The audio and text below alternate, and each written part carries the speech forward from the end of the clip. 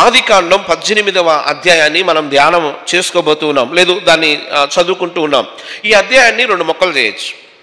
ఆ అధ్యాయాన్ని 2 ముక్కలు అంటే పేపర్ను సగానికి చించడానికి ప్రయత్నం చేయబాకండి. 2 ముక్కలు అంటే 2 అంశాలుగా చేయొచ్చు. ఏంటంటే 1 నుండి 15వ వచనం వరకు ప్రత్యేకంగా ఒక అంశం అందులో దాగి ఉంది. అలాగే 16వ వచనం నుంచి చివరి దాకా అంటే 33వ వచనం దాకా ఒక ప్రత్యేకమైన అంశం ఉంది. మరలా చెప్తున్నా, ఆదికాండం 18వ అధ్యాయంలో 1 నుండి 15 వచనాలు ఒక ప్రత్యేకమైన ఉద్దేశంతో ఉన్నాయి. అలాగే ఆదికాండం 18వ అధ్యాయము 16వ వచనం నుంచి 33 వరకు చూస్తూ ఉన్నప్పుడు దేవుడు ఆ వచనాల విషయంలో ఒక ప్రత్యేకమైన ఉద్దేశాన్ని కలిగి ఉన్నాడు.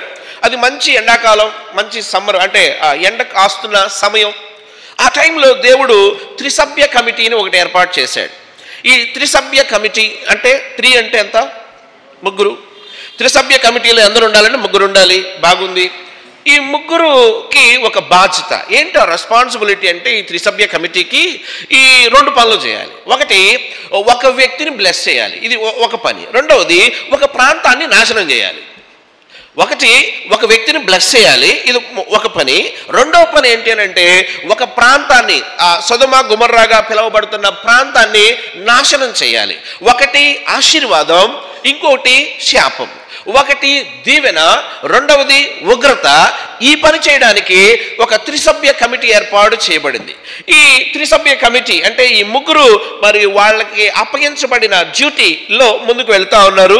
సో వీళ్ళు వెళుతూ ఉన్నప్పుడు అంటే ఆ ప్రాంతం మమ్రేగా చెప్పబడింది. మమ్రే దగ్గర ఉన్న సింధూర వనంలో అబ్రహాము ఎండవేళ గుడారపు ద్వారం అందు కూర్చొని ఉన్నప్పుడు సో ఈ త్రిసభ్య కమిటీ ఒకరికి బ్లెస్సింగ్ ఇవ్వాలి, ఒక ప్రాంతాన్ని శపించాలి, ఒకరికి దీవెన ఇవ్వాలి, ఇంకొకరిని సంపూర్ణంగా భూమి మీద లేకుండా దహించి వేయాలి. అంటే ఒక దీవెన, ఒక ఉగ్రత, 2 కలగలిపి ఉన్నవే ఈ అధ్యాయం. అందుకే దాన్ని మనం 2 భాగాలుగా చూసుకోవడం జరిగింది. సరే, దీవెన దగ్గరకు వద్దాం. ఇక్కడ ఎవరు కనిపిస్తా ఉన్నారంటే అబ్రహాం కనిపిస్తా ఉన్నాడు. అబ్రహాము దేవుని నమ్మెను, అది అతనికి చెప్పండి నీతిగా ఎంచబడింది. అబ్రహాము యొక్క జీవితం మనం ఎన్నోసార్లు ధ్యానం చేస్తూ ఉంటాం. ఈ అధ్యాయంలో అబ్రహాము దగ్గర 4 ప్రాముఖ్యమైన లక్షణాలు బహిర్గతం అవుతూ ఉంటాయి. వాస్తవంగా ఈ సబ్జెక్ట్ చెప్పడానికి చాలా టైం పడుతుంది. నేను దాన్ని కుదించి నాకివ్వబడిన సమయంలో దాన్ని సద్వినియోగం చేసుకోవడానికి ప్రయత్నం చేస్తాను. 4 రూపాలు కనిపిస్తాయి. అంటే 4 ఎలా చెప్పాలంటే అబ్రహాము కనబరిచిన 4 దైవిక లక్షణాలు ఈ యొక్క అంశంలో మనకు కనిపిస్తాయి. అవి టైటిల్స్గా పక్కన పెట్టి రిజర్వ్ చేసుకొని ఉందాం.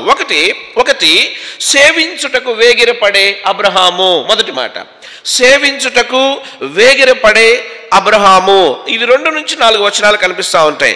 రెండవ స్వారూప్యం ఏంటి అని చూసినప్పుడు, ఒకటి సేవించుటకు వేగిరపడిన అబ్రహాము, పక్కన పెడదాం, రిజర్వ్ చేసుకుందాం. రెండవది ఆతిథ్యమిచ్చు అబ్రహాము. ఈ మాట ఎక్కడ ఉంది అని అంటే 5వ వచనం నుంచి 8వ వచనం వరకు ధ్యానం చేస్తూ ఉన్నప్పుడు ఆతిథ్యమిచ్చు అబ్రహాము రిజర్వ్ చేసి పక్కన పెట్టుకుందాం. మూడవ మాట ఏంటంటే 9వ వచనం నుంచి 15వ వచనం వరకు చూస్తే ఆశీర్వదింపబడిన అబ్రహాము కనిపిస్తా ఉన్నాడు. ఆశీర్వదింపబడిన అబ్రహాము కనిపిస్తా ఉన్నాడు. బాగుంది. ఇప్పటికి 3 మాటలు వచ్చాయి. ఒకటి సేవించుటకు వేగిరపడే అబ్రహాము, రెండవ మాట ఆతిథ్యం ఇచ్చు అబ్రహాము, మూడవ మాట ఆశీర్వదింపబడిన అబ్రహాము. నాలుగవ మాట దగ్గరకు వస్తే అంటే 16 నుంచి ముగింపు దాకా చదువుకున్నప్పుడు ఉగ్రతను తప్పించుటకు ప్రయత్నించిన అబ్రహాము. ఉగ్రత నుండి అంటే నీతిమంతుల పక్షంగా నిలబడిన అబ్రహాము, లేదు ఉగ్రత నుండి తప్పించడానికి ప్రయత్నం చేసిన అబ్రహాము. ఇప్పుడు 4 మాటలు చూసాం. మళ్ళా ఒకసారి రివ్యూ చేసుకుందాం. ఒకటి చెప్పండి, సేవించుటకు వేగిరపడిన అబ్రహాము. రెండవది ఆతిథ్యమిచ్చు అబ్రహాము, మూడవ మాట ఆశీర్వదింపబడిన అబ్రహాము, నాలుగవ మాట ఉగ్రత నుండి తప్పించుటకు ప్రయత్నించిన అబ్రహాము. మరలా వెనక్కు వద్దాం. ఈ సంవత్సరంలో ఈ 4 లక్షణాల్లో నీ నా పరిపక్వత ఎంత వయసు పెరుగుతా ఉంది? చెప్పాను ఇందాక, పగిలిన పత్తి చేలువలే తెల్లగా అన్నీ మారిపోతా ఉన్నాయి. బాగానే ఉంది, వయసు పెరుగుతూ ఉంది. ఇంతకుముందు బీపీ గురించి వినేవాడిని, ఇప్పుడు నాకే చెప్తున్నారు డాక్టర్లు, చక్రవర్తి నీకు కూడా బీపీ ఉందన్నారు. అనుకున్నాను, ఆహా ఈ గిఫ్ట్ కూడా వచ్చేసిందా. ఎస్, రేపో మాపో షుగరు, వీళ్ళు ఇద్దరు అక్క చెల్లెళ్ళంట. బీపీ షుగరు డాక్టర్లు ఇప్పుడు ఎవరో అన్నారు, వీళ్ళిద్దరు అక్క చెల్లెళ్ళంట. బీపీ వస్తే అక్క వస్తే చెల్లిని కూడా పిలుస్తుంది అంటారా అని. బాగుంది, వెరీ గుడ్. బీపీ వస్తూ ఉంది, షుగర్ వస్తూ ఉంది, శరీరం శైథిల్యం అవుతా ఉంది. మేబీ ముందుకు పోతే ఇంకెన్ని రోగాలు శరీరంలోనికి వస్తాయో. ఓకే, శరీరం బలహీనమైంది, అది మట్టికి చేరేదే కానీ దాన్ని ఇంకెక్కువగా సుఖాన్ని సంతోషాన్ని దానిలో ఉండి నేను కోరుకోలేను. ఎందుకంటే చెట్టుకు కాసిన ప్రతి ఆకు రాలవలసిందే, ప్రతి పండు ఎండిపోయి అలాగున అవ్వవలసిందే. మానవ జీవితం కూడా శైథిల్యతలోనికి వెళ్ళవలసిందే శరీర రీత్యా. ఇప్పుడు మరలా వద్దాం, ఆత్మ సంబంధంగా నేను సాధించిన పరిపక్వత ఎంత. నిజమే, షుగర్లు బీపీలు వస్తూ ఉన్నాయి, విసుగు వస్తూ ఉంది. ఎందుకో ఈ మధ్య ఎందుకు చిరాకు వస్తూ ఉంది, నన్ను ఎవరైనా తిడితే కోపం వస్తూ ఉంది, వాళ్ళని తిరిగి చాలా చేయాలని అనిపిస్తూ ఉంది. బాగా అప్పుడప్పుడు పళ్ళు కూడా పట్ట కొరుకుతా, పైకి అనలేను కదా, వాక్యాలు అడ్డొస్తూ ఉన్నాయి, వాక్యం అడ్డొస్తూ ఉంది. నేను విశ్వాసిననే ఒక ఆత్మ ఇది ప్రేరణ నాకు కలుగుతూ ఉంది. కోపం మాత్రం చాలా వస్తూ ఉంది, చాలా ప్రదర్శించాలని ఉంది. కానీ అన్నీ చేయటకు నాకు స్వాతంత్రం కలదు. కానీ చెప్పండి, అన్నీ చేయదగినవి కావు కదా. నాలో చాదస్తం కూడా పెరుగుతూ ఉంది. నాలో చాదస్తం అంటే అర్థం ఏంటంటే, నాకు నచ్చింది చేయకపోతే ఆ వ్యక్తిని ఎందుకో ఆ వ్యక్తితో మాట్లాడాలన్నా, ఆ వ్యక్తికి దగ్గరికి వెళ్ళాలన్నా, ఆ వ్యక్తిని కౌగిలించుకోవాలన్నా, ఆ వ్యక్తిని తిరిగి చేర్చుకోవాలన్నా మనసు రావడంలే. నాకు చాదస్తం ఎక్కువైపోయింది. ఎంత అంటే వయసును బట్టి అయి ఉండొచ్చు, ఆరోగ్యాన్ని బట్టి అయి ఉండొచ్చు, నా అహాన్ని బట్టి కూడా అయి ఉండొచ్చు. నా అహం చెప్తుంది, చక్రవర్తి ఎక్కడా తగ్గబాక అంటది. ఏమంటుందండి అహం? ఏమంటుంది, నువ్వు చిన్నప్పటి నుంచి పెంచుతున్నా నిన్ను ఎంత జాగ్రత్తగా, ఎంత గౌరవంతో, ఎంత మర్యాదతో, కోడల ముందు తగ్గుతావా పక్కింటావని చెప్పుద్ది. కోడల ముందు ఇప్పుడు తగ్గితే ఎప్పుడు తగ్గిపోవాలి అని అంటది. ఈ అహం ఇలా నెట్ట నిలువున లేచి నిలబడుతుంది, తగ్గే ప్రసక్తే లేదు. ఎందుకో తెలుసా, నా అహాన్ని నేను తగ్గించుకోలేను. నా క్యారెక్టర్ని దైవజనులు చాలా ప్రార్థనాపూర్వకంగా ప్రతి సంవత్సరం ఒక ప్రాముఖ్యమైన అంశంలో మనం దైవికంగా ఎదగాలని పెద్దలు చక్కగా తగ్గింపు అనే ఉన్నతమైన మాట పెట్టారు. ఫ్లెక్సీల దాకా చేరాయి, హృదయాల దాకా చేరిందా? ఫ్లెక్సీకి ఎక్కింది తగ్గింపు, నాలోకి ఎక్కిందా అంటే చెప్పే నేను చేస్తున్నానా, వింటున్న నేను దాన్ని డైజెస్ట్ చేసుకున్నానా? పిల్లవాడికి రాత్రి పెట్టింది అరగలేదు అంటే అర్థం ఏంటో తెలుసా, వాడికి రైట్ టైంలో రైట్ పరిస్థితిలో రైట్ ఫుడ్ పెట్టలేదు అని అర్థం. అంటే నాకు పెట్టబడిన ఫుడ్ నేను అరాయించుకోవాలన్నా దానికి తగ్గ ప్రక్రియ నాలో జరగాలి అంటే అర్థం ఏంటంటే దాన్ని నేను సాధన చేయాలి. సాధన చేయటం ద్వారా ఆత్మ సంబంధమైన విషయాల్లో నేను ఎదిగే అవకాశం ఉంది. మళ్ళీ నేను అబ్రహాం దగ్గరకు వస్తా. అబ్రహాము జీవితాన్ని చూస్తూ ఉన్నప్పుడు నిజంగా బీపీ షుగర్లు వచ్చే టైంలోనే ఉన్నాడు అబ్రహాం కూడా. ఆయన వయసు కూడా ఇంచుమించుగా సెంచరీకి దగ్గరగానే ఉన్నాడు. అంటే ఆయన కూడా అప్పటికే బీపీలు షుగర్ల ఏజ్లోనే ఉన్నాడు. చాదస్తం కూడా అబ్రహాంకి పెరగాలి మరి వాస్తవంగా. కానీ చాదస్తం ప్లేస్లో ఈయనకి ఒక ప్రాముఖ్యమైన లక్షణాలు కనపడుతూ ఉన్నాయి. ఏంటంటే సేవించుటకు వేగిరపడే అబ్రహాము. ఈ సంవత్సరంలో నీ సర్వోన్నతుడైన దేవుణ్ణి నువ్వు ఎదుర్కొన్న విధానం ఎంత? ఈ సంవత్సరంలో నువ్వు దేవునికి ఇచ్చిన సమయం ఎంత? ఈ సంవత్సరంలో నీ దేవుని సంగతులను గురించి ఆలోచించిన విధానం ఎంత? ఎస్ కదా, పిల్లల గురించి ఎంత ఆలోచిస్తారో తల్లిదండ్రులు, పిల్లల గురించి ఎంత ఆలోచిస్తారో, ఏ స్కూల్లో చదివించాలి, ఏ కాన్వెంట్లో, ఏ కాలేజీలో వాడికి పెళ్ళట చేయాలి, ఎన్ని ఆస్తులు సమకూర్చాలి, లేకపోతే వాడిని బ్రతకడం ఎలా తర్ఫీదిచ్చి వాడిని లోకంలోనికి వదలాలి, ఎన్ని ప్లాన్ చేస్తామో. మంచిది, ఆలోచించాలి. బిడ్డల కోసం శ్రేష్టమైన ప్రణాళికలు చేయాలి. దేవుణ్ణి సేవించు విధానములో నీ నేర్పరితనము ఎంత? ఓకే, ఈ త్రిసభ్య కమిటీ బయలుదేరింది. ఈ త్రిసభ్య కమిటీకి ఒక ప్రత్యేకత ఉంది. ఏంటంటే ఈ త్రిసభ్య కమిటీలో సర్వోన్నతుడైన దేవుడు కూడా ఉన్నాడు. ఎస్, ఈ త్రిసభ్య కమిటీలో స్కాలర్స్ ఏం చెప్తున్నారంటే, ఈ త్రిసభ్య కమిటీలో ఇద్దరు ఆర్కాంజెల్స్ అంటే ప్రధాన దూతలు, ఒకరు దూత కాదు, సర్వోన్నతుడైన దేవుడే అంటున్నారు స్కాలర్స్. అందుకే అబ్రహాము నా ప్రభువా యెహోవా అంటే ఆయన సంబోధించేటప్పుడు సర్వోన్నతుడైన దేవుణ్ణి మెన్షన్ చేస్తున్నట్టుగా ఈ అధ్యాయం మీరు ఇంటికి చదివితే మీకు అర్థమవుతా ఉంటుంది. ఓకే, ఈ త్రిసభ్య కమిటీలో సర్వశ్రేష్ఠుడైన దేవుడు నరావతారిగా అంటే నరుని రూపంలో వచ్చినట్టుగా ఇక్కడ కనిపిస్తా ఉంది. ఈ త్రిసభ్య కమిటీలో సర్వశ్రేష్ఠుడైన దేవుడు కూడా ఉన్నాడు. ఈయనతో పాటుగా ప్రధాన దూతలు కూడా ఉన్నారని స్కాలర్స్ చెప్తా ఉన్నారు.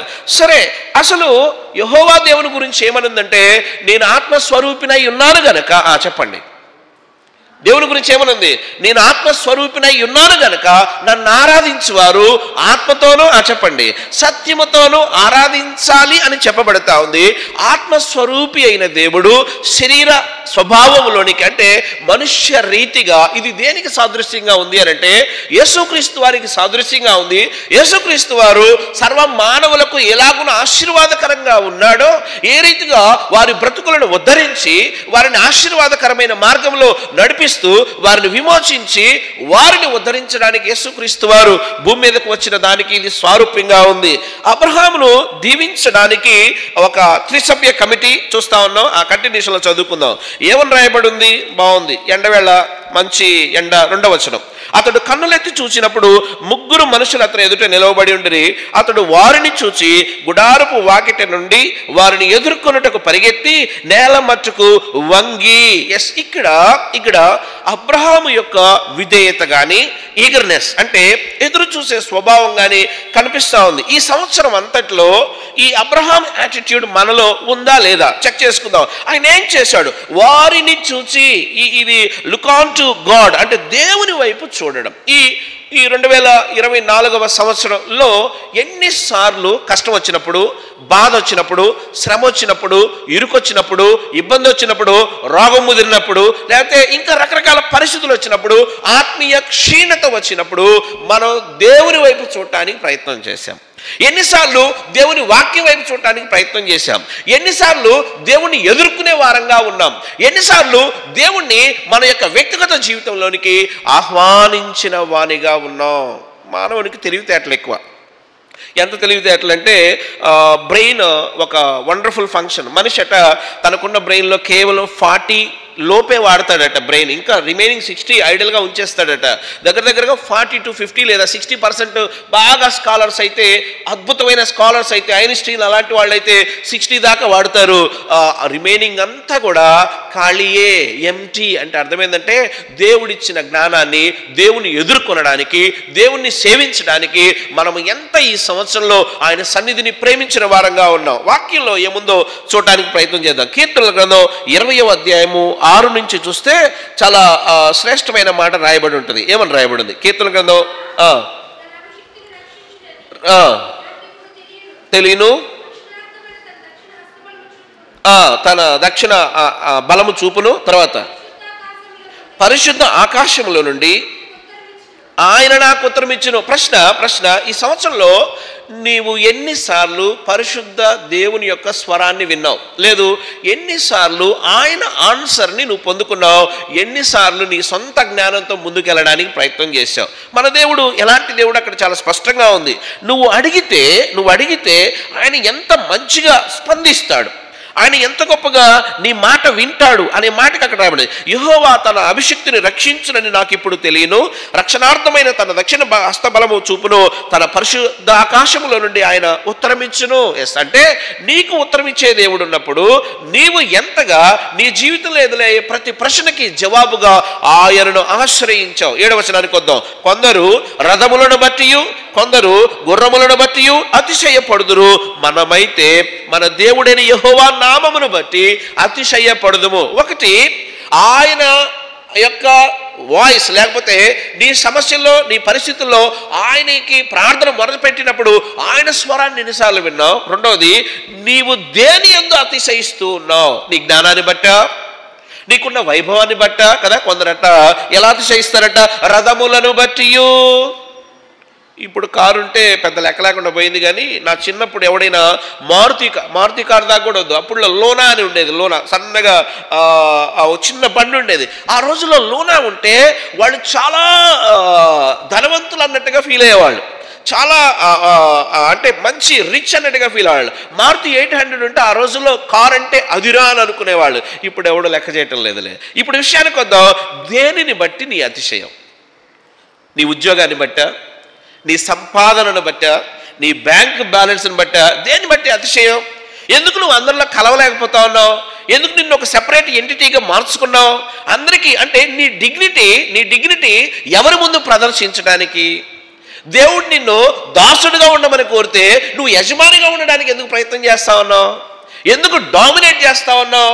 నిన్ను ప్రధాన దాసుడని దేవుడే చెప్తా ఉంటే నీ బాసిజం ఏంటి కదా? కొన్నిసార్లు మనం బాసులా ఫీల్ అవుతూ ఉంటాం. దేవుడిచ్చిన పనిలో బాసిజం, లేకపోతే దేవుడు చెప్పిన పనిని చెప్పినట్టుగా కాకుండా కొంచెం కలిపైనా కొంచెం లేకుండా అయినా చేసే స్వభావం, అతిశయం అన్న కదా. కొందరు రథములను బట్టి, ఎస్ కంటిన్యూషన్ ఇంకో మాట ఉంది, గుర్రములను బట్టి ఏం చేస్తారంట? అతిశయపడతారు. కలిగి ఉన్న దాన్ని బట్టి అతిశయపడతాం. కానీ నిజమైన అతిశయం ఏముందో అక్కడ కంటిన్యూషన్లో, మనమైతే కదా, మనం అతిశయించాలి. దేన్ని బట్టి? మనమైతే దేవుడైన యెహోవా నామమును బట్టి అతిశయపడదుము చెప్పాలి. ఇంటికి ఎవరైనా బంధువులు వచ్చినప్పుడు ఇది బర్మా టేకు, ఇది చెప్పండి. కొంతమంది ఇల్లు కట్టుకుంటే ఆ లైన్లో వెళ్ళాలంటే భయం. ఎందుకో తెలుసా? వాళ్ళు పిలిచి ఆ ఇల్లు వివరాలన్నీ చెబుతారు. ఇది మా బర్మా టేక్తో కట్టా, ఇది మైసూర్ నుంచి తెప్పించా, ఈ మార్బుల్ కదా. ఒక ఇల్లు కట్టిస్తే అంత తృప్తి, అంటే అది ఆనందాన్ని పంచుకోవాలనే తపన బాగానే ఉంది. కానీ దేవుని పిల్లల అతిశయం అంటే ఎవరైనా నిన్ను వచ్చి పొగిడినా, ఎవరైనా నిన్నొకళ్ళు వచ్చి సాధించావన్నా, ఇది నువ్వు అచీవ్ చేసావన్నా, నీ చూపు, నీ మాట, నీ మనసు, నీ కేంద్రీకరణ దేవుని తట్టు తిరగాలి. అంటే ఇది ఆయన లేకుండా నాకు కలగలేదు అని చెప్పాలి. ఈ వైభవం ఆయన లేకుండా నాకు రాలేదు అని చెప్పాలి. ఈ విజయం వెనక ఆయన ఉన్నాడు అని చెప్పాలి. ఈ జ్ఞానం వెనక ఆయన ఉన్నాడు అని చెప్పాలి. అంటే నువ్వు సాధించిన ప్రతిదీ దేవుడు లేకుండా కలగలేదు కాబట్టి, సాధించినవన్నీ ఆయన నామంలోనే సాధించాం కాబట్టి, నీవు సాధించుటకు కారణమైన నీ దేవుణ్ణి ఎన్నిసార్లు, ఎన్ని వేదికల మీద, ఎన్ని చెప్పాల్సిన చోట కదా, ఎన్ని చెప్పాల్సిన చోట అంటే ఒక స్నేహితుడు చెప్తా ఉన్నాడు. వాడి పేరు వేరుగా ఉంటుంది, పిలిచేది వాడు అసలు పేరు వేరుగా ఉంటుంది. మా చేత పిలిపించుకునే పేరు ఒకటి ఉంటుంది, ఆఫీసులో ఒక పేరు ఉంటుంది. ఒకసారి కాల్ వచ్చినప్పుడు సెల్ ఫోన్ చూస్తే ఆ పేరు మీద పడతా ఉంది. నేను అడిగాను, నీ పేరు ఇది కాదు కదా అన్నాను. కాదు ఆఫీసులో నేను ఫలానా అని తెలిస్తే నన్ను ఫలానా అనుకొని నాతో కొంతమంది మాట్లాడరు. అలా వాళ్ళ మధ్య ఆ డీవియేషన్ రాకుండా ఉండడం కోసం ఆఫీసులో ఒక పేరట, క్రైస్తవ సమాజంలో ఒక పేరట, ఆఫీసులో ఒక పేరట, క్రైస్తవ సమాజంలో ఒక పేరట. అంటే నేను ఆఫీసులో ఒకలాగా కనపడాలని ప్రయత్నం చేస్తా ఉన్నాను, దేవుని సంఘంలో ఒకలాగా కనపడాలని ప్రయత్నం చేస్తాను. అంటే నా వేషధారణ ప్రాంతాన్ని బట్టి, సమయాన్ని బట్టి, వ్యక్తులను బట్టి మార్చే ఈ యొక్క ఊసర వెళ్ళి బ్రతుకుందే అది నాకు మేలు చేసేది కాదు. ఎందుకో తెలుసా? ఇంటైనా, బయటైనా, వేదికైనా, స్నేహమైన, బంధుత్వం అయినా, ఎక్కడైనా నా దేవుడే. అబ్రహాము దేవుని యొక్క ఆ ఉన్నతమైన ప్రభావాన్ని చూసిన వానిగా ఉంటా ఉన్నాడు. ఎన్నిసార్లు ఈ సంవత్సరంలో వేదికల మీద, లేదు నువ్వు నిలబడిన స్థలాల్లో యేసు, నిన్న ఒక వీడియో చూస్తా ఉన్నాను. నిజంగా ఆ వీడియో చూస్తే నాకు బాధ కన్నా ఆనందం ఎక్కువ కలిగింది. ఏంటనంటే వెంకటేశ్వర యూనివర్సిటీ, మేబీ ఆ యూనివర్సిటీలో ఒక ప్రొఫెసర్ని అక్కడికి కొంతమంది వచ్చి హెరాస్ చేస్తూ ఆయన్ని చాలా రకాలుగా అంటున్నారు. నేనేమనుకున్నానంటే ఈయన భయపడతాడేమో అని నేను ఆయన వైపే చూస్తా ఉన్నాను. ఆయన భయపడడం కాదు, ఆయన ఏమంటున్నాడంటే, నన్ను కొట్టడానికి వచ్చారా, కొట్టండి, మీ పని చక్కగా చేసుకోండి. అయితే ఒకటి జరిగింది నాలో, ఏంటో తెలుసా? ఒకప్పుడు నేను మద్యం తాగాను, ఒకప్పుడు నేను చేయకూడని పనులన్నీ చేశాను. అలాంటి నా బ్రతుకును నా యేసయ్య మార్చి ఈ రోజున ఒక ప్రొఫెసర్గా ఉంచాడు అని మనల్ని ఇప్పుడు సపోజ్ కింద చక్రవర్తి నేను కొట్టడానికి ఒక గుంపు ఉందంటే ఇటు గోడ దూకే అవకాశం ఏమైనా ఉందా అని చూసుకుంటానేమో. ఆయన కొట్టడానికి వస్తే ఏం చెప్తున్నాడు తెలుసా? ఆ బాధలో కూడా తన దేవుడు తనను ఎలా మార్చాడు. ఎంత ధైర్యంగా చెప్తున్నాడు. అయ్యా నేను మద్యపానిని, అయ్యా నేను పాపిని, చాలా చేశా, నన్ను మారమని, నన్ను మార్చే శక్తి ఎక్కడా నాకు కనపడలా. నేను యేసయ్య దగ్గరకు వచ్చా, ఆయన నా బ్రతుకును మార్చేశాడు. నన్నేం చేయమంటారు ఆయన గురించి చెప్పకుండా నేను ఎలా ఉండగలను అంటున్నాడు. సవాళ్లతో కూడిన క్రైస్తవ జీవితం, సవాళ్లతో కూడిన క్రైస్తవ జీవితం 2024లో దేవుని సాక్షిగా, దేవుని చూపించే వ్యక్తులుగా నీకు నాకు ఎదురైన సవాళ్లలో ఎంత నిలిచామో, ఎంత తప్పించుకొని వెళ్ళిపోయాం. క్రైస్తవురాలు, క్రైస్తవుడని తెలిస్తే ఒకవేళ నన్ను ఏమైనా చిన్న చూపు చూస్తారేమో. బైబిల్ బయటికి కనపడితే కదా చాలా వెరైటీగా ఉంటాయి. కొంతమంది బైబిల్లో చందనా బ్రదర్స్ వారి కవరు చెప్పండి, ఆ తర్వాత ఆర్ఎస్ బ్రదర్స్ వారి కవరు, ఆ తర్వాత ఇంకో బ్రదర్ వారి కవర్ కట్టుకొని అది అసలు బట్టలో లేకపోతే బైబిల్ అర్థం కాకుండా క్యారీ చేసేవాళ్ళు. ఆయనను ఎవరు ఒప్పుకుంటారో ఆయన వారిని ఒప్పుకుంటాడు. ఆయనను ఎవరు ఒప్పుకుంటారో వారిని ఆయన ఒప్పుకుంటాడు. అబ్రహాము ఏంటి నీ తెగింపు అంటే దేవుణ్ణి ఎదుర్కొనే విషయంలో అక్కడ కంటిన్యూషన్లో ముందుకు పోదాం. అంటే మన అతిశయం దేవుని వలనే కానీ మన జ్ఞానాన్ని బట్టి, మన ఉద్యోగాలను బట్టి, మన స్టేటస్ని బట్టి, లేదు మనకున్న ఏవి కూడా కాదు అనేది మనం జ్ఞాపకం చేసుకోవాలి. ముందుకు పోదాం, సమయం లేదు కనుక.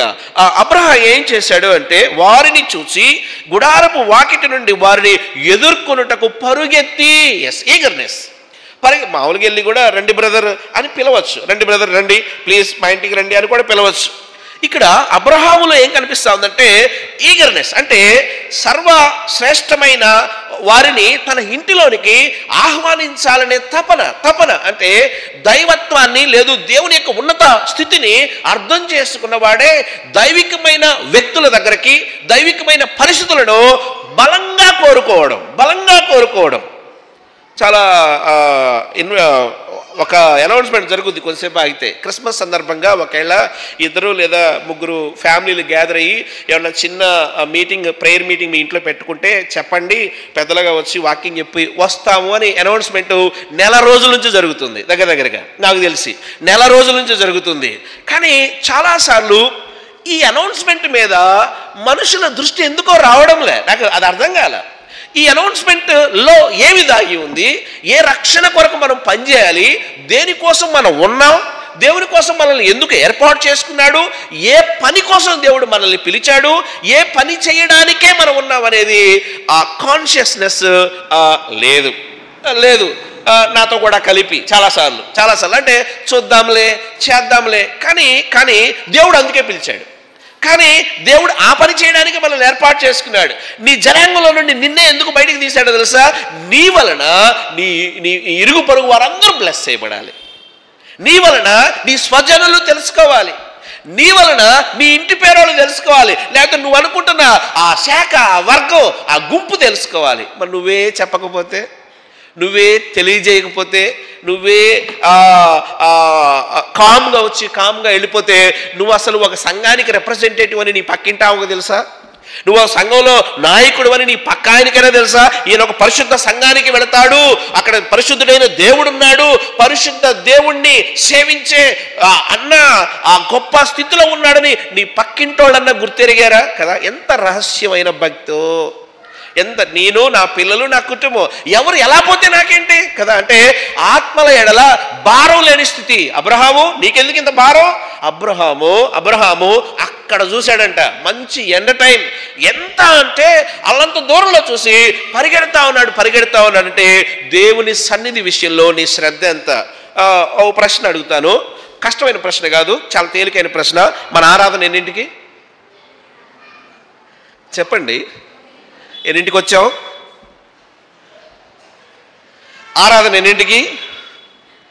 9:30 అంటాము. కొంచెం సండే స్కూల్ పిల్లల కిందకి వెళ్ళి సర్దుకోవడానికి ఒక 10-15 నిమిషాలు అలాగ అవుతుంది. ఓకే, 9:10 అనుకోండి. ఓకే, ఎన్నింటికి వచ్చావు? ఎందుకు లేట్ అయింది? ఒకవేళ నువ్వు గవర్నమెంట్ ఎంప్లాయీ అనుకో, పాత రోజుల్లో ఏలుముద్రలు లేపించేవాళ్ళు కదా, తంబు వేస్తే పలానా టైం అనేది పడేది. ఇప్పుడంటే తలకాయ తీసుకెళ్ళి మొక్క దానిలో పెట్టాలంట, ఆ స్కానర్లు. అంటే ఆయనే ఎందుకని వేలుముద్రలు తయారు చేయించుకొని పెడుతున్నారంట అక్కడ, ఎవరు ఉద్యోగాలకు రాకుండా. అందుకని ఇక మొక్కలు తయారు చేసుకోవడం ఇంకా టెక్నాలజీ రాలేదేమో, కాస్త ఆ పద్ధతి. ఇప్పుడు ఇలా అనుకో, ఇలాంటిది ఒకటి పెడితే, పెట్టంలే కంగారు ఏమొద్దు, ఇలాంటిది ఒకటి పెడితే దేవుని ఇంటి ఎడల నీ శ్రద్ధ ఎంత? అడగడనా? చూసి చూడట్టు పోతాడనా?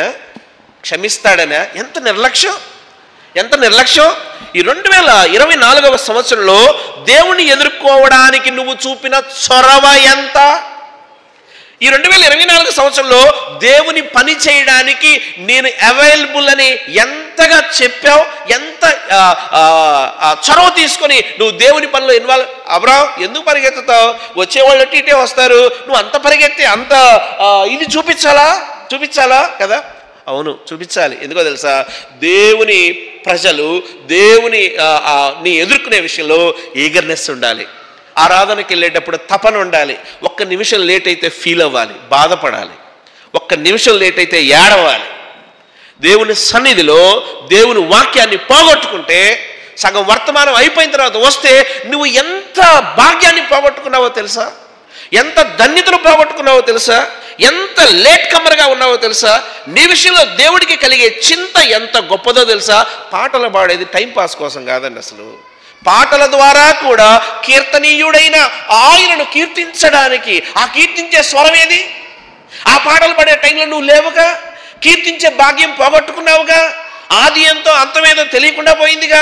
అంటే అర్థం ఏంటంటే ఈ 2024 సంవత్సరంలో ఎలా ఆయన కొరకు ఎదురు చూసాం. ముందుకు పోదాం, టైము స్పీడ్గా పరిగెడతా ఉంది. ఓకే, సేవించి అబ్రహాము యొక్క గుణాలు చూస్తాను. 1, వారిని చూచాడు.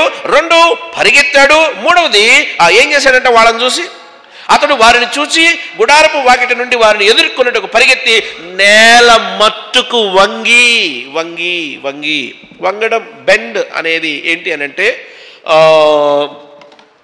ఈ బెండ్ అనే మాట శరీర సంబంధమైంది కాదు, కానీ బెండ్ యువర్ సెల్ఫ్ అంటే అర్థమైందంటే నా అహాన్ని వంచటం, నా డిగ్నిటీని వంచడం, నా యొక్క నేను ఏది ప్రివిలేజ్గా ఫీల్ అవుతున్నానో దానిని సైతం దేవుని కోసం వంచడం. అంటే ఐఎమ్ నథింగ్ ప్రభువా, నేను కాదు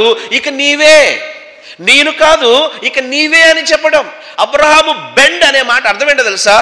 నా జీవితాల్లో నేను కాదు, ఐఎమ్ నథింగ్, నేను ఎన్నికలేనోడిని, ఇకను నీవే, ఇక ముందు కూడా నీవే అంటే నాదేది లేదు, నాది అనేది ఏదీ లేదు, ఉన్నదంతా నీదే, నువ్వు ఇచ్చిందే, నువ్వు అనుభవించమని చెప్పిందే. ఈ ఆయుష్కాలం నువ్వు ఇచ్చిందయ్యా, ఈ ఆయుష్కాలం నువ్వు ఇచ్చింది, ఈ బ్రతుకు నువ్వు ఇచ్చింది, ఈ బలము నీది, ఈ శక్తి నీది, ఈ జ్ఞానము నీది, ఎవ్రీథింగ్ నీది. నీ దగ్గర పెట్టడానికి నాకేంటి బాధ కదా? అబ్రహాం ఏంటి నీ స్టేటస్? నేల మట్టుకు వంగాలంటే చాలా కష్టం కదా. నేను ఇంట్లో ప్రాక్టీస్ చేశాను. నేల మట్టుకు వంగడం అంటే ఎట్లా అంటే, ఇక సాష్టాంగ చెప్పండి, సాష్టాంగ తెలుగులో మంచి పదాలు ఉంటాయి. సాష్టాంగ నమస్కారం అంటే ఆయనకి హెచ్చుగా చూపించడానికి నా దగ్గర ఏమీ లేదు. మోకరించి ప్రార్థన చేయండి అంటే మేము కూడా కుర్చీలోనే కూర్చుంటున్నాంలే. మోకరించి ప్రార్థన చేయండి అంటే మోకాళ్ళు ఉంచేవాళ్ళు లేరు. నాకు బాగా గుర్తు, ఓ ఫోటో చూశాను. బక్సింగ్ గారు ఆయన చివరి లాస్ట్ స్టేజ్లో ఆయన కూర్చోడానికి కష్టం అని చెప్పి కుర్చీ వేశారు. వర్తమానం చెప్తారని నలుగురు పట్టుకుని ఆయన తీసుకుని అక్కడ కూర్చోబెడితే ప్రార్థన అన్నప్పుడు ఆయన ఏం చేశాడంటే, నాకు చాలా వాటికి ఆ పోస్చర్ ఏదైతే ఉందో ఆలోచింపజేసింది. కుర్చీలో కూర్చుంటానికే ఓపిక లేదు ఆయన. ప్రేయర్ అన్నప్పుడు మోకాళ్ళ మీదకి వచ్చేసి మోకాళ్ళ మీద ప్రార్థన చేయడానికి ప్రయత్నం చేశాడు. ఆరోగ్య సమస్యల వల్ల ఒకళ్ళు చేయలేకపోతే అది వేరే విషయం. కానీ అంటే ఇదన్నీ ఎలా జరుగుతాయి అంటే, దేవుణ్ణి ఘనంగా ఎంచుకున్న వాడే, దేవుణ్ణి మించిన వాడిని నేను కాదు, దేవునికి మించిన జ్ఞానం నాది కాదు, నేను దేవుని ముందు తగ్గవలసి ఉన్నది, ఆయన హెచ్చవలసి ఉన్నదని ఎవరు తమ జీవితాల్లో బలమంగా తీర్మానం చేసుకుంటారో వారు మాత్రమే ఇలా చేయగలుగుతారు, వారు మాత్రమే ఈ మంచి యాటిట్యూడ్తో ఉంటారు. అంటే అక్కడ రాయబడి ఉంది, సేవించుటకు వేగిరపడిన అబ్రహాము. మొదటి భాగం చూసాం, టైం లేదు, నేను స్పీడ్గా వెళ్ళిపోతున్నా. రెండవ భాగం మనం చెప్పుకున్న దానిలో ఆతిథ్యమిచ్చు అబ్రహాము. ఆతిథ్యం, ఈ ముగ్గురు వచ్చారు, బాగానే ఉంది. వీళ్ళకి పరిగెత్తుకుంటూ అబ్రహాం వెళ్ళాడు. ప్రభువా నీ కటాక్షం నా మీద ఉన్న ఎడల నీ దాసుని పోవద్దు అన్నాడు. అయ్యా నేను కొంచెం నీళ్లు తెప్పిస్తాను అన్నాడు. కాళ్ళు కడుక్కోండి అన్నాడు. ఈ చెట్టు కింద అలసట తీర్చుకోండి అన్నాడు. ప్రాణం తెప్పనిల్లడానికి బలం తెచ్చుకోవడానికి ఆహారం. దేవుడికి ఆకలేస్తుందా అండి? దేవునికి ఆకలేస్తుందా? ఇక్కడ గమనించాల్సిన విషయం ఏంటంటే, సర్వోన్నతుడైన దేవుడే ఒక ఫిజికల్ అపీరెన్స్లో వచ్చినప్పుడు, ఆ ఫిజికల్ అపీరెన్స్లో ఒక మనిషికి సగటును కలిగే అలసట, సగటును కలిగి ఆకలి, సగటును చేయవలసిన మర్యాద అబ్రహాము ఇవన్నీ తెలిసి చేయలా. హెబ్రీలు రాసిన పత్రికలో రాయబడింది, హెబ్రీ 13:2 ఏమన్నా తెలుసా? కొందరు తెలియకనే, ఏదంటే తెలుసా, కొందరు తెలియకనే దేవదూతలకి ఏమిచ్చారంట? ఆహారం ఇచ్చారంట. అంటే సర్వోన్నతుడైన దేవుణ్ణే సంపూర్ణంగా అని కాకపోయినా నేను దేవదూతలను ఎదుర్కొంటున్నాననే ఆలోచన అయితే కొంతవరకు అబ్రహాముకుంది. అబ్రహాము మానవ సంబంధంగా కొన్ని ఆతిథ్యం ప్రిపేర్ చేస్తా ఉన్నాడు. చాలా శ్రేష్టమైన భోజనం. మంద దగ్గరికి వెళ్ళాడు, మంచి లేత దూడను తీసుకొచ్చాడు. ఇటు పోయాడు, పాల మీద తేలాడుతున్న వెన్నం తీసుకొచ్చాడు. ఇంకా రకరకాలుగా సడన్గా ఇంటికి గెస్ట్ వస్తే ఎలా ఉంటుందండి? అమ్మ ఇంటికి గెస్ట్ వచ్చాడు, అన్నం ఉండంటే ఏమొచ్చుద్ది సమాధానం చెప్పండి? నీకు పెట్టడమే. చెప్పండి. కొంతమంది గురించి అందరూ ఇలా అనరు, నీకు పెట్టడమే ఎక్కువ, నీకు పెట్టడానికే ఇది లేక పోతా పొట్లాలు కట్టించుకొని తెస్తా ఉన్నా, ఇంక మళ్ళీ నీతో నలుగురా కదా, నీకు పెట్టడానికే నాకు వండే ఓపిక లేక 4 పొట్లాలు కట్టిస్తా ఉన్నా, నువ్వు మళ్ళీ నలుగురిని తెచ్చి వంట చేయమంటే అది వేళ కాని వేళలో. ఇప్పుడు ఫుడ్ అంటే పోనీ అదేమన్నా చిన్న ఫుడ్డా? ఒక దూడ కటింగు, మంచి డిష్, ఇన్ని ఎలా సాధ్యం? ఆతిథ్యం ఇచ్చు అబ్రహాము. మరి ఆత్మ సంబంధంగా నిజమైన ఆతిథ్యం ఏంటి? నేను శరీర సంబంధమైన ఆతిథ్యం గురించి చెప్పడం లేదు, కానీ దేవునికి నిజమైన అర్పణ, నిజమైన మీరు గమనించారో లేదో, ఇక్కడ దేవుడు మనిషిని పోషించటం కాదు, మనిషి దేవుని పోషించాలని ప్రయత్నం చేస్తా ఉన్నాడు. నా మాట అర్థమైందో లేదు? దేవుడు మనిషి యొక్క ఆకలిని తీర్చడానికి చేసే ప్రయత్నం కాదు. ఇక్కడ ఒక మానవుడు దేవుని ఆకలిని తీర్చాలి, లేదు అంటే శరీర సంబంధంగా ఉన్నప్పుడు వచ్చే అలసట నుండి పక్కకు తప్పించాలని చేసే ఒక ప్రయత్నం. దీనికి మనం ఎలా అర్థం చేసుకోవాలి? కీర్తన గ్రంథం 51వ అధ్యాయము 16వ వచనం ఏంటి? మనం కలిగి ఉండాల్సిన నిజమైన ఆకలి, నిజమైన అర్పణ. 2024వ సంవత్సరంలో నిజమైన అర్పణ అర్పించిన వ్యక్తిగా ఉన్నావా? నీ అర్పణ ఆగ్రాణించబడిందా? ఈ 2024వ సంవత్సరంలో నీ యొక్క అర్పణ, లేదు నువ్వు ఏదైతే ఇది నీదే అని చెప్పావో దానికి రాజముద్ర ఉందా? అంటే అది యాక్సెప్ట్ చేయబడిందా? అది బ్లెస్ చేయబడిందా? ఏమని రాయబడింది? కీర్తన గ్రంథం 51:16 ఏమన్నా?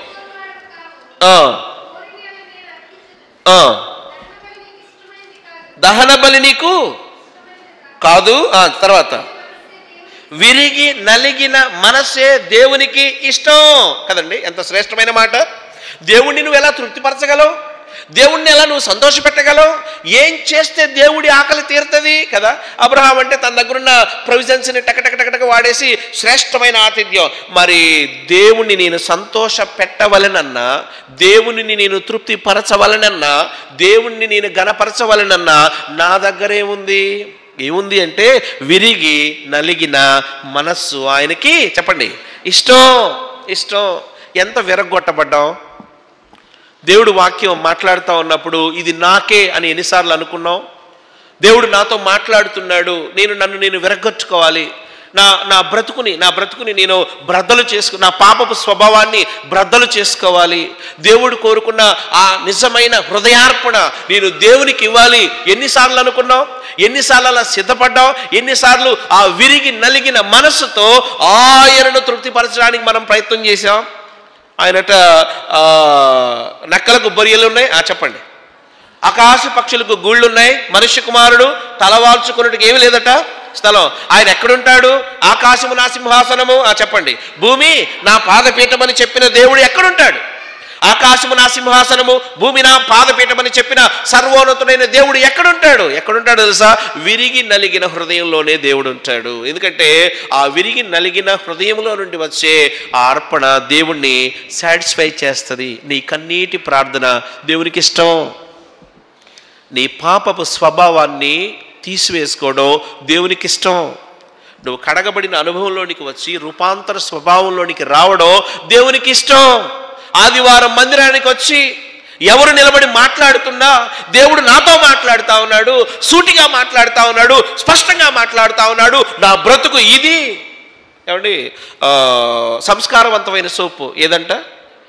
మీరు టీవీ చూడరా? మీరు చాలా మంచోళ్ళు అయితే. సంస్కారవంతమైన సోప్ ఏంటంట? XXX అంట. సంస్కారవంతమైన XXX సోప్ ఇక్కడ పెట్టి ఆ మురికి వస్త్రాలు ఇక్కడ పెట్టి చూస్తూ ఉంటే మురికి పోదు. ఏం చేయాలి తెలుసా? ఎంత సంస్కారవంతమైన సోప్ అయినా ఈ సబ్బు ఉండాల్సిన స్థలం ఈ మురికి మీద నేను దాన్ని వాష్ చేసినప్పుడు అది వాష్ అయ్యి ఆ సంస్కారవంతమైన సోప్ వల్ల నా బట్టలు కూడా సంస్కారవంతంగా తయారవుతాయి అనుకుందాం. అలాగా ఇప్పుడు ఇలా చూద్దాం. విరిగి నలిగిన మనస్సుతో ఈ 2024వ సంవత్సరంలో ఎంత ఆయన సన్నిధిలో కన్ఫెస్ అయ్యావు, నీ స్థితిని ఒప్పుకున్నావు. ఎన్నిసార్లు క్షమించబడిన అనుభవంలోనికి వచ్చావు. ఎన్నిసార్లు ఆయన సన్నిధిలో నిన్ను నువ్వు ఆయన సన్నిధిలో పరిచిన అనుభవంలోనికి ఉన్నావు. ఎందుకంటే విరిగి నలిగిన ఆ కింద కంటిన్యూషన్లో మాట ఉంటుంది. చదవమ్మా, ఏమని రాయబడింది? విరిగి నలిగిన మనస్సు ఆయనకు ఇష్టం అని తర్వాత ఒక మాట ఉంటుంది. ఏమని రాయబడింది? అది చాలా ప్రాముఖ్యమైన మాట. విరిగి నలిగిన హృదయాన్ని ఆయన అలక్ష్యము చేయడట, ఆయన త్రోసివేయడట. నువ్వు రోజు నీ పాపపు స్థితిని ఒప్పుకొని ఆ మస్టు మాలిన్యం నుండి బయటికి రావడం ఆయనకి చాలా ఇష్టం. నువ్వు విరిగి నలిగిన మనసుతో చేసే ఆరాధన ఆయనకి ఇష్టం. వాక్యం చేత గుచ్చబడి సరి చేసుకొని చక్కదేయబడి ఆ బలను సమీపించడం ఆయనకి ఇష్టం. నా శరీరమును తిని నా రక్తమును త్రాగువాడే, ఎవరైనా నా శరీరమును తిని చెప్పండి, నా రక్తమును త్రాగువాడే నిత్య మాట్లాడరేందండి, నా శరీరమును తిని నా రక్తమును త్రాగువాడే ఆ నిత్య జీవానికి వారసుడు. అంటే నిత్య జీవపు ఉనికి పట్టుకు వెళ్ళవలసిన నీవు ఆ విరిగి నలిగిన అనుభవంలోనికి రాకుండా కదా. మనకి నచ్చంది ఏందో తెలుసా? ఎవరైనా మన గురించి విమర్శ చేస్తే కదండి. విమర్శలు 2 రకాలు. ఒకటి సద్విమర్శ, రెండవది దుర్విమర్శ.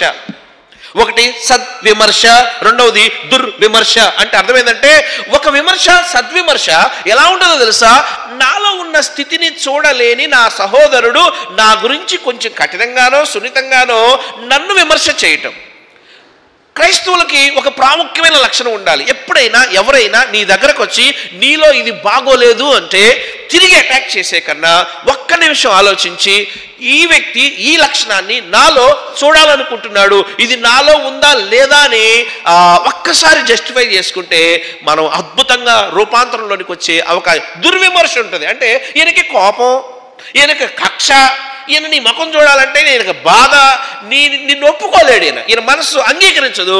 ఈయన చేసే విమర్శ దుర్విమర్శ. అది పక్కన, అదొద్దు, దాన్ని తీసుకోవాల్సిన అవసరం కూడా లేదు, దాని గురించి బాధపడాల్సిన అవసరం కూడా లేదు. అది దేవుడు చూసుకుంటాడు. కానీ నిన్ను మార్చాలని, నీ బ్రతుకులో ఆ ఉన్నతమైన స్థితి కనపడాలని నీ గురించి ఎవరైనా నీ దగ్గరకు వచ్చి సలహా ఇస్తే రెడీ టు యాక్సెప్ట్. ఇది దేవుని లక్షణం. ఈ లక్షణం దేవుని లక్షణం. నీ దగ్గరకు వచ్చి నీలో ఉన్న బలహీనత గురించి ఎవరైనా నీకు చెబుతూ ఉన్నప్పుడు దాన్ని ఒప్పుకొని తప్పుకోవడం, ఆ పాప స్థితి నుండి బయటికి రావడం, ఇట్స్ ఎ బ్లెస్సింగ్. ఇది ఆశీర్వాదం, ఇది దీవెన. ఎందుకో తెలుసా?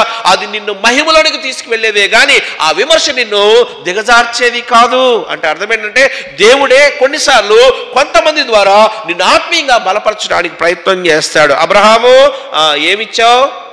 అబ్రహాం అంటాడు, వెన్నముద్ద పెట్టా, మంచి దూడ, సగం ఫ్రై, సగం ఓకే అయిపోయింది, ఎవ్రీథింగ్ శ్రేష్టం. మరి దేవునికి 2024లో నువ్వు తృప్తిపరిచే, నువ్వు దేవుడు యాక్సెప్ట్ చేసే స్థితి ఏంటంటే విరిగి నలిగిన హృదయంతో ఆయన సన్నిధిలో మొరపెడుతూ నీ హృదయార్పణలను ఆయనకి ఇవ్వడం ఉందే, అదే శ్రేష్టమైన అర్పణ. 2 చూసాం. ఒకటి సేవించుటకు వేగిరపడిన అబ్రహాము, పక్కన పెడదాం. రెండవది ఆతిథ్యమిచ్చు అబ్రహాము, పక్కన పెడదాం. మూడవది ఆశీర్వదింపబడిన అబ్రహాము. చాలా ప్రాముఖ్యమైన మాట. ఆశీర్వదింపబడిన అబ్రహాము ఎక్కడ కనపడుతుంది? ఇది 9వ వచనం నుంచి 15వ వచనం వరకు చూస్తే అక్కడ కనపడుతుంది. ఓకే, మంచి భోజనం పెట్టారండి, బాగుంది.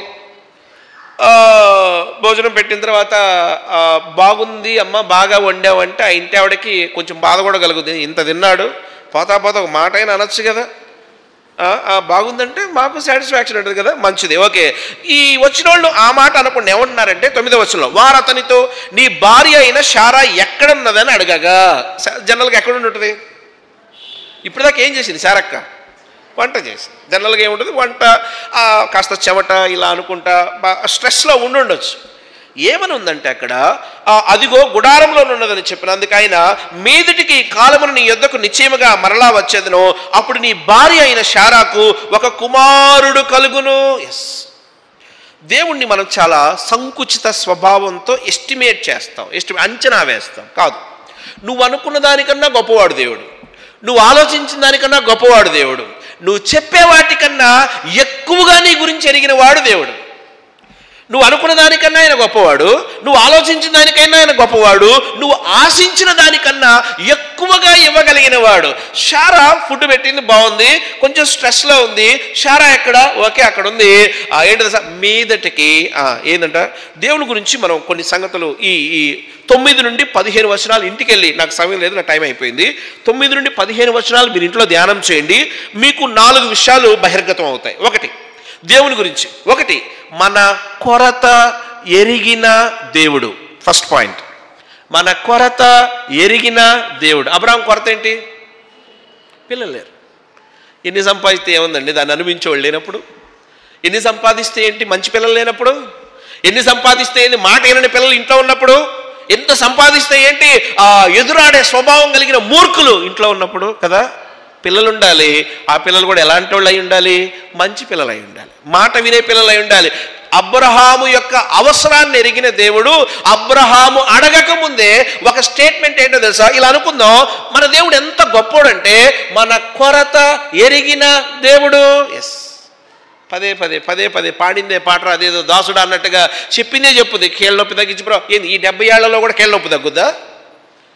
ప్రభా నా షుగర్ తగ్గించి ప్రభా, షుగర్ తగ్గించి ప్రభా అని మంచి మైసూరు పాకులు స్తుతికోడీలకు వచ్చి బ్రెడ్ హల్వాలు తింటే షుగర్ తగ్గిద్దామా? మళ్ళీ ప్రార్థన ఏంటంటే నా షుగర్ తగ్గేటట్లుగా ప్రార్థన చేయడి. ఎట్లా తగ్గుద్ది? బీపీ ఈ రేంజ్లో 180 మీటర్ పగిలేటట్టుంటే ఈవిడ మంచి మసాలాలు కళ్ళబట్ట నీళ్లు గారేదాకా తిని బీపీ తగ్గేటట్టుగా ప్రార్థన చేయండి బ్రదర్ కదా. విచిత్రమైన కోరికలు. ఏమో మారదు, దేవుడు మారాలి. ఏమో మారదు, దేవుడే మారాలి. ఏమో కారాలు తిన్నా బీపీ తగ్గించాలి. ఏమో మంచి స్వీట్ తిన్నా అది కూడా దేవుడి బాధ్యతే. ఏమో ఆరోగ్యం ఎట్ట తిని ఇదైనా దేవుడిదే బాధ్యత, దేవుడే చూసుకోవాలి కదా. సరే పక్కన పెడదాం. మన కొరత ఎరిగిన దేవుడు. మీరు ఇంటికి వెళ్ళి ధ్యానం చేసి ఈ సత్యం బయటకు వచ్చింది. రెండవది ఏంటంటే మన కొరత ఎరిగిన దేవుడు. రెండవది లక్షణం అక్కడ ఉంది, మన స్థితిని ఎరిగిన దేవుడు. స్థితి ఏంటి? అబ్రాహాము స్థితి ఏంటి? పిల్లలు పుట్టే వయసు అండి వాళ్ళు ఏమన్నా 24, 30 లేదు 35 మధ్యలో ఉన్నారా కదా? డాక్టర్స్ చాలా స్పెసిఫిక్గా చెప్తా ఉన్నారు, 35 సంవత్సరాలు దాటి 40 సంవత్సరాల మధ్యలోనికి వచ్చినప్పుడు స్త్రీకి కలిగే ఆ మార్పులు ఏంటి అన్నప్పుడు గర్భసంచి ఆ ముందున్నంట ఎలాస్టిసిటీ అంటే వ్యాకోచించే స్వభావం 40 years తర్వాత ఈ ఎలాస్టిసిటీ అంటే ఈ వ్యాకోచించే స్వభావాన్ని సహజ సిద్ధంగా కోల్పోద్దట గర్భసంచి. స్త్రీ యొక్క ఎడమ పిడికిలని బిగిస్తే ఎంత ఉంటుందో అంత ఆవిడ గర్భసంచి ఉంటుంది. దీనికి ఎలాస్టిసిటీ పోతుంది. రెండవది ఈ ఉన్నటువంటి ఋతుక్రమం అనేది పోతుంది. ఇవన్నీ ఇంత జరిగినప్పుడు లోపల ఒక బిడ్డ పుట్టడానికి కావలసిన ఎన్విరాన్మెంటే ఉండదు. ఏది 40 ఏళ్లకే ఉండకపోతే శారకకి 85 లేదా దగ్గర కొంచెం ఆ పైన ఉన్న వ్యక్తికి ఎలా జరుగుతుంది? ఒకటి ఆలోచన చేద్దాం. మన కొరత మనకి చెప్పకముందే మన గురించి ఎరిగిన దేవుడు పక్కన పెడదాం. రెండవది మన స్థితిని కూడా ఎరిగిన దేవుడే. శారక్కట ఈ మాట అనగానే పక్కుమని నవ్విందంట. ఎలా నవ్వింది? ఇప్పుడు మీరు నవ్వినట్టే నవ్వింది. ఇంకొంచెం స్ట్రాంగ్గా కూడా నవ్వి ఉండొచ్చు. శారా ఏమన్నారు? దేవుడేమన్నాడు? శారా నువ్వు నవ్వనేలా. ఎవరు చూశారు? అబ్రహాము షాక్. లేదే నేను బాగానే ఉన్నాను. శారా నవ్వవా అనలేదులే. అక్కడ ఆ దేవుడు అంటున్నాడు, శారా నువ్వు నవ్వనేలా. ఎంత రమ్యమైన మాట. ఆ మాట చదువుతా ఉంటే ఎంత ఆనందం కలుగుతుందో. యెహోవాకు అసాధ్యమైనది ఏదైనా కలదా? శారా గర్భసంచినే తయారు చేసిన వాడిని, నిన్నే తయారు చేసిన వాడిని, నీలో ఉన్న ఒక శరీర దౌర్బల్యతను నేను సాల్వ్ చేయలేనా? ఒక బిడ్డని కనడానికి కావలసిన వాతావరణాన్ని నేను సృష్టించలేనా? ఏ యొక్క హార్మోన్స్ ఎలా స్రవించ చేయాలో నేను చేయలేనా? శారా నువ్వు నవ్వనేలా. యెహోవాకు అసాధ్యమైనది ఏదైనా కలదా శారా అంటూ అక్కడ ఒక శ్రేష్టమైన మాట ఏంటంటే సార్, నిశ్చయం ఏంటంట, మీదటికి ఈ కాలమున నిర్ణయ కాలమందు నీ యొద్దకు తిరిగి వచ్చేదును, అప్పుడు శారాకు కుమారుడు కలుగును. ఒకటి కొరతను ఎరిగిన దేవుడు, 2 స్థితిని ఎరిగిన దేవుడు, 3 హృదయం ఎరిగిన దేవుడు. అంటే నీ హృదయాంతరంగాల్లో ఏమనుకుంటున్నావో దేవుడికి తెలుసు. శారా నీ హృదయంలో మచ్చర పడుతున్నావు కదా, ఇది అసాధ్యం అనుకుంటున్నావు కదా. ఇలా అనుకుందాం, కొరత ఎరిగిన దేవుడు, స్థితిని ఎరిగిన దేవుడు, మూడో మాట హృదయమును ఎరిగిన దేవుడు, నాలుగో మాట 17వ వచనంలో ఉంటుంది. ఏమని రాయబడింది అక్కడ 17లో? అప్పుడు యెహోవా నేను చెయ్యబోవు కార్యము అబ్రహామునకు దాచెదనా, నేను చేయబోయే కార్యాన్ని అబ్రహాముకు దాస్తానా అంటే భవిష్యత్తును ఎరిగిన దేవుడు. అయ్యా దేవుడు తక్కువగా అంచనా వేయబాక, దేవుడు చులకన చేయబాక. దేవుడు చూడట్లేదు, దేవుడు వినట్లేదు, దేవుడు వదిలేశాడు, దేవుడికి నేను నచ్చట్లేదు అంటే నచ్చట్లేదంటే చాలా కారణాలు ఉండొచ్చు. మార్చుకోవాల్సినవి మార్చుకోవాలి, గ్యారెంటీగా నువ్వు నచ్చుతావు. కానీ వాస్తవం ఏంటంటే ఆయన నీ కొరత ఎరిగిన దేవుడు, నీ స్థితిని ఎరిగిన దేవుడు, నీ హృదయం ఎరిగిన దేవుడు, నీ యొక్క భవిష్యత్తుని ఎరిగిన దేవుడు. ఏది కావాలో అది in his time he can do all things. ఆయన సమయంలో ఆయన సర్వము సమృద్ధిగా, ఘనంగా, వైభవంగా, దేవునికి మహిమకరంగా చేయగలిగిన శ్రేష్టమైన దేవుడు. మూడు మాటలు చూసాం. ఒకటి, ఇప్పుడు అబ్రహాము దీవించబడ్డాడు లేదా చెప్పండి. 19వ వచనంలో ఉంది. 19వ వచనం ఏమన్నా? ఎట్లనగా యెహోవా అబ్రహామును గురించి చెప్పినది అతనికి కలుగజేయనట్లు తన తరువాత తన పిల్లలను తన ఇంటి వారును నీతి న్యాయములు జరిగించుచు యెహోవా మార్గమును గైకొనుటకు అతడు వారికి ఆజ్ఞాపించినట్లు నేను అతనిని ఎరిగి ఉన్నాను. ఎస్ అంటే అబ్రహాము పిల్లలే కాదు, ఆ తర్వాత సంతానం కూడా దీవెనకరమైన. ఒక పిల్లోడే లేదనుకుంటే పిల్లోడి సంగతి ఏంటి కదా. ఎస్ ఆయన ఆశీర్వదించే దేవుడు. అంటే అబ్రహాము ఆశీర్వాదం పొందాడు. ఎన్ని మాటలు చూసాం? 3 మాటలు. ఒకటి, సేవించుటకు వేగిర పడిన అబ్రహాము. ఎస్. రెండో మాట ఆతిథ్యం ఇచ్చు నా అబ్రహాము. మూడో మాట చెప్పండి, ఆశీర్వదింపబడిన అబ్రహాము. నాలుగో మాట చెప్పి క్లోజ్ చేస్తా. నాలుగవది, ఇప్పుడు సెకండ్ ప్యాసేజ్లోకి వచ్చాం. ఉగ్రతను తప్పించిన అబ్రహాము, తప్పించుటకు ప్రయత్నించిన అబ్రహాము. 16 నుంచి స్టార్ట్ అవుద్ది ఈ సెకండ్ ఇది. అప్పుడు ఆ మనుషులు అక్కడ నుండి లేచి సొదొమ తట్టు చూచిరి. ఇది సెకండ్. ఎంతమంది అంట? మీరు ఈ సొదొమకి ఎంతమంది వెళ్ళారో అక్కడ రాయబడి ఉంటుంది. ఎక్కడ అంటే 19వ వచనం స్టార్టింగ్లో రాయబడి ఉంది. ఏమని రాయబడి ఉంది? 19 స్టార్టింగ్లో, ఆ సాయంకాలం మందు ఆ ఇద్దరు దేవదూతలు. వచ్చింది ఎంతమంది? 3. వచ్చింది 3. సొదొమకి వెళ్ళింది ఎవరు? 2. ఒకళ్ళు ఎవరి దగ్గర ఉన్నారు? అబ్రహాం దగ్గర ఉన్నారు. అక్కడ ఏమనుంటుందంటే అబ్రహాము ఇంకను యెహోవా సన్నిధానములో నుండి అని ఉంటుంది. అంటే అర్థమైందంటే ఇద్దరు ఒక పని మీద వచ్చారు. ఒక ఆయనేమో అబ్రహాముని బ్లెస్ చేయడానికి, అంటే సర్వోన్నతమైన దేవుడు అబ్రహాముని బ్లెస్ అంటే ఇస్సాకు యొక్క జననమును గురించి ఆ శుభవార్త వెల్లడి చేయడానికి సర్వోన్నతమైన దేవుడే వచ్చాడు. ఇద్దరు దూతలకు అప్పగింపబడిన పని ఏంటో తెలుసా? వీళ్ళు నాశనమును జాగ్రత్తగా పర్యవేక్షించాలి. సొదొమ గొమొర్రాల పట్టణం యొక్క భయంకరమైన తీవ్రత ఎలా ఉంటుందో పర్యవేక్షించి దాన్ని జాగ్రత్తగా ఇంప్లిమెంట్ చేయడానికి వచ్చారు. ఇది అబ్రహాముకు తెలిసింది. అక్కడ 16వ వచనంలో, అప్పుడు ఆ మనుషులు అక్కడ నుండి లేచి సొదొమ తట్టు చూచిరి. అబ్రహాము వారిని సాగనంపుటకు వారితో కూడా వెళ్ళెను. అప్పుడు యెహోవా నేను చేయబోయు కార్యము ఈ అబ్రహామునకు దాచెదనా అన్నాడు. 20వ వచనానికి వద్దాం.